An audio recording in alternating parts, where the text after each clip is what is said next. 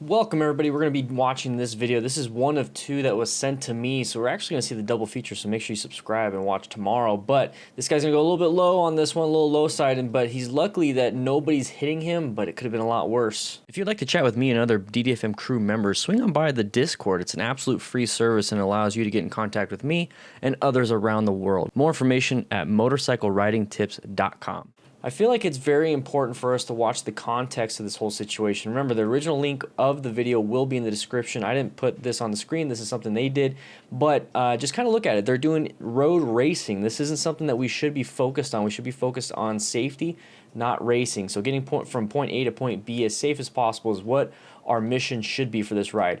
So about right here, remember, once again, they are trying to race. That's their focus. Their main idea is adrenaline. Their main idea is getting from point A to point B as fast as possible.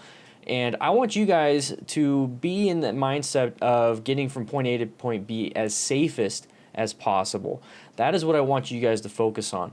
Also, when it comes down to picking your friends, okay, so let's say the guy with the camera right now that's watching these two people are his good friends. Now remember, why? Why are they your good friends? Is it because they're like-minded with you when it comes to racing?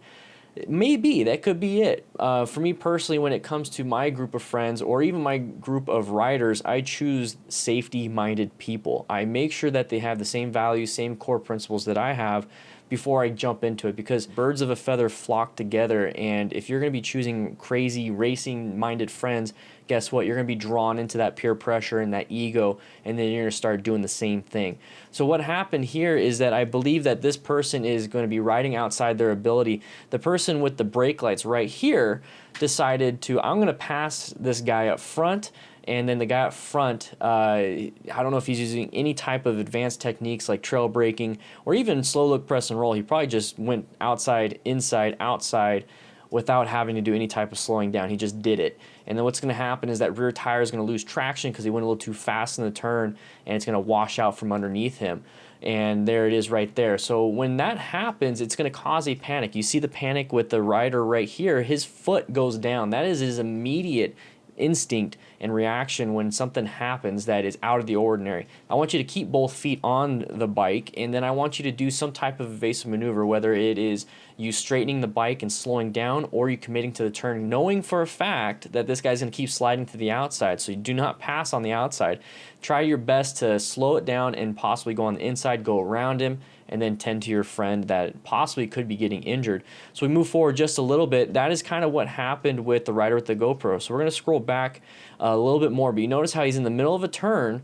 This is where the turn is, and then as soon as he sees the buddy crash, they all start to panic, and then he straightens up and applies the brakes. Thankfully, he was able to do that without dropping the bike himself. So right here, straightened up, applied the brakes. His buddy's still right there with his foot down. He's got some Nikes. If you're a YouTube member, make sure you hit that Nike emoji in the chat if you can. But that's something that we do on the live streams. But anyways, we're going to move up to here. And thankfully, he stopped in time. Look how close this could have been. Very close to severe injuries, not just for the rider that is standing up right now, but for all the riders involved in this. They could have hit him, crushed him, and then they would have flipped and possibly hit that curb.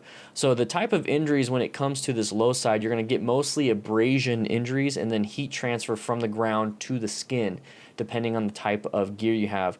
Leather gear does not allow a lot of heat transfer. So think of it as like a carpet burn. So you're rubbing against the carpet and starting to burn. It's friction. It's a friction burn. Imagine asphalt now. That is the thing that's going to cause you to have first, second, or third degree burns. If you don't have gear and you do a low side, like I said, you're mainly going to have that abrasion injuries to your body, and that's going to be road rash. And if you don't have gear, you're going to have level 1, which is like a very rough sunburn. Level 2 is you're going to start losing a lot of flesh. Level 3, you're going to start losing a lot of flesh and then possibly grinding into the bone. So this is why you need to have full gear. So luckily they have full gear. He looks like he's got track leathers and everything, but remember, this isn't a track. Let's not race like it's a track. Go ahead and have the full protection like you would at the track, but just don't do anything crazy while you're there. Let's be safe, everybody. Let's make sure we're doing what we're supposed to be doing. So right here we have this motorcycle rider, a little bit impatient. The speed limit is 40 miles an hour in this zone. He's going 42, so whatever, that's perfectly fine. Later on he gets about to 60. That's considered criminal speeding in the state of Arizona. Anything 20 over the speed limit or 85 anywhere in the state of Arizona is considered criminal speeding. You get a lot